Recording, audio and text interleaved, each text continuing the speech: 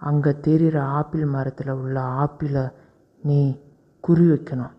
எத்தனை ஆப்பிளை நீ வீழ்த்துறன்னு நானும் பார்க்குறேன். ஆரம்பி. நான் சொல்லி கொடுத்த மாதிரி ஆப்பிளை முதல்ல குறி வை, அதுக்கப்புறம் தயாராகு, அப்புறம் வில்ல விடணும். புரியுதா? எனக்கு நல்லாவே புரியுது. ஆனால் எனக்கு ஒரு சந்தேகம். அங்கே அத்தனை ஆப்பிள் இருக்கே, அதில் எதை குறி வைக்க நீங்கள் சொல்லவே இல்லையே. உன்னால் எத்தனை ஆப்பிள் குறி வச்சு வீழ்த்த முடியுமோ வீழ்த்து. நான் சொல்லி கொடுத்த பயிற்சியில் மனசில் வச்சுக்கிட்டு குறி பார்த்து அடி பார்ப்போம்.